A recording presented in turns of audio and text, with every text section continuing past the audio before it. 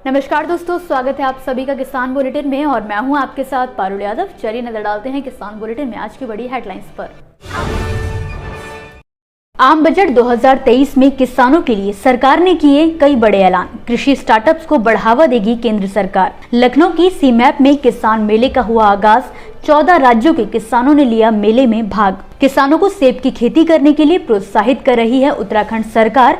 बगीचा लगाने पर मिलेगी 80% की सब्सिडी। देखिए ग्रीन टीवी यूट्यूब पर भी, बस सब्सक्राइब करें और बेल आइकन दबाएं।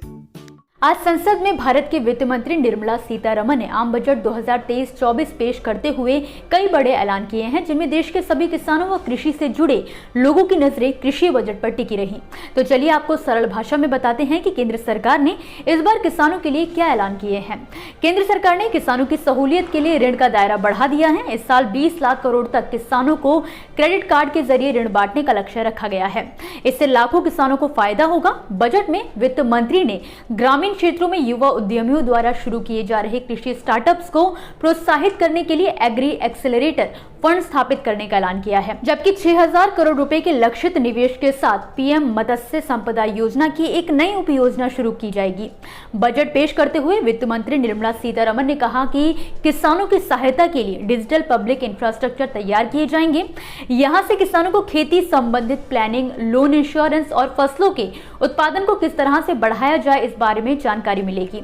सरकार ने पब्लिक प्राइवेट पार्टनरशिप तैयार करने पर भी जोर दिया, जिसके तहत किसान, राज्य सरकार और इंडस्ट्री के बीच एक कनेक्शन स्थापित किया जाएगा। वित्त मंत्री ने कहा कि भारत दुनिया में दूसरा सबसे बड़ा मिलेट का एक्सपोर्टर है। हम कई तरह के श्री अन्न का उत्पादन करते हैं, जिसके चलते सरकार द्वारा इसे प्रोत्साहित करने के लिए श्री अन्न योजना की शुरुआत की गई है।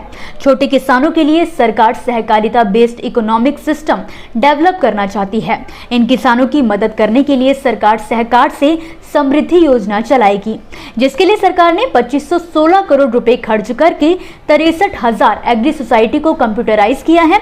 वहीं सरकार ने इस बार बजट में बागवानी की उपज के लिए 2200 करोड़ की राशि आवंटित की है। इसके जरिए बागवानी को बढ़ावा देने का फैसला लिया गया है। आपको बता दें, सरकार अगले 3 सालों में 1 करोड़ किसानों को प्राकृतिक खेती अपनाने के लिए मदद मुहैया कराएगी, जिसके तहत देश में 10,000 जैव इनपुट संसाधन केंद्र स्थापित किए जाएंगे। उत्तर प्रदेश के लखनऊ में सीएसआईआर के एक सप्ताह एक प्रयोगशाला कार्यक्रम के अंतर्गत बीते मंगलवार को सीमैप यानी कि केंद्रीय औषधीय एवं सगंध पौधा संस्थान में किसान मेले का आयोजन किया गया। इस दौरान मेले में मुख्य अतिथि के तौर पर कृषि मंत्री सूर्य प्रताप शाही के अलावा विज्ञान और प्रौद्योगिकी परिषद के निदेशक अनिल कुमार यादव और CM adviser doctor GN Singh भी मौजूद रहे। इस खास मौके पर किसानों को अरुमा मिशन के तहत 30,000 हेक्टेयर की भूमि में लेमन ग्रास और मिंट की खेती के टिप्स दिए गए। वहीं सीमैप के निदेशक डॉक्टर प्रबोध कुमार त्रिवेदी ने इस दौरान राज्य सरकार से राज्य सुगंध मिशन शुरू करने का भी आग्रह किया। आपको बता दें कि इस किसान मेले में देश के विभिन्न राज्यों जैसे कि उत्तर प्रदेश, बिहार, मध्य प्रदेश, पंजाब, पश्चिम बंगाल, हरियाणा, असम, माउंट आबू, मणिपुर, राजस्थान, महाराष्ट्र, छत्तीसगढ़, गुजरात, कर्नाटक, उत्तराखंड से लगभग 3000 किसानों और उद्योग जगत के प्रतिनिधियों ने भाग लिया। मेले में औषधीय और सगंध पौधों के बाजार की जानकारी, उन्नत पौध सामग्री और प्रकाशनों का विक्रय, उन्नत किस्मों व सीमैप उत्पादों आदि का प्रदर्शन किया गया। इसके अलावा इस बार मेले में आए किसानों को महत्वपूर्ण फसलों की उच्च गुणवत्ता के बीज और पौध सामग्री भी उपलब्ध करवाई गई। उत्तराखंड सरकार की ओर से राज्य के किसानों को सेब की खेती के लिए 80% तक सब्सिडी का लाभ प्रदान किया जा रहा है। दरअसल उत्तराखंड सरकार की ओर से किसानों की आय बढ़ाने के उद्देश्य से मिशन सेब स्कीम नाम से योजना चलाई जा रही है। इसके तहत सेब का बगीचा लगाने के लिए किसानों को भारी सब्सिडी दी जा रही है। इसके लिए उत्तराखंड सरकार ने इस योजना के बजट में बढ़ोतरी कर दी है। अब किसानों को इस योजना के तहत सेब का बगीचा लगाने पर 80% तक सब्सिडी का लाभ मिल सकेगा। उद्यान विभाग की ओर से सेब के एक बगीचे की लागत 12 लाख रुपए निर्धारित की गई है। इसका 80% यानी कि 9.60 लाख रुपए किसानों को अनुदान दिया जाएगा। बाकी 20% की राशि का इंतजाम किसान सहकारिता विभाग की दीनदयाल उपाध्याय किसान सहकारिता योजना से बिना ब्याज के ऋण लेकर भी कर सकते हैं। सेब का बगीचा लगाने से पहले त्रिपक्षीय समझौता किया जाएगा, जिसमें किसान विभाग और पंजीकृत फर्मों के हस्ताक्षर होंगे।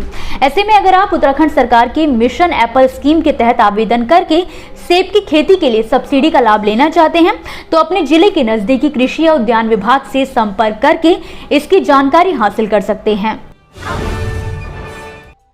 दोस्तों, ये थी वो खबरें जिन्हें हमने आप तक विस्तार से पहुंचाया, लेकिन अब हम बात करेंगे कुछ ऐसी खबरों की जिनके बारे में भी आपके पास जानकारी होना बेहद जरूरी है।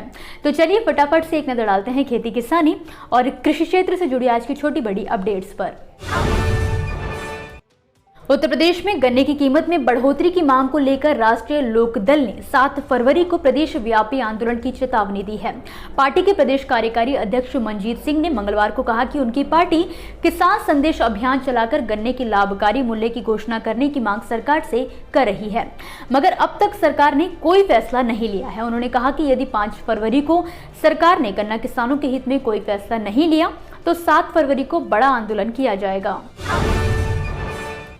भारत सरकार के निर्देशानुसार पीएम किसान योजना की 13वीं किश्त प्राप्त करने के लिए सभी किसानों के खाते को एनपीसीआई से मैप होना आवश्यक है, मगर अभी तक मऊ जनपद में 74,637 किसानों का खाता एनपीसीआई से मैप नहीं हुआ है, जिसके चलते एनपीसीआई से मैपिंग न कराने वाले किसानों को पीएम किसान सम्मान निधि की 13वीं किश्त का लाभ नहीं मिल पाएगा। झारखंड की पलामू पुलिस ने नशा कारोबारियों के खिलाफ बड़ी कार्रवाई की है। पुलिस ने भारी मात्रा में पोस्तों की खेती को नष्ट किया है। बता दें कि पोस्ते की खेती से अफीम का कारोबार किया जा रहा था, लेकिन इसकी जानकारी मिलने पर छतरपुर डीएसपी अजय कुमार के नेतृत्व में छतरपुर थाना क्षेत्र के धोबीडीह गुलाब झरी के बटानी डैम के तराई में लगाई गई पोस्ते की खेती को पुलिस ने ट्रैक्टर से रौंदकर नष्ट कर दिया है।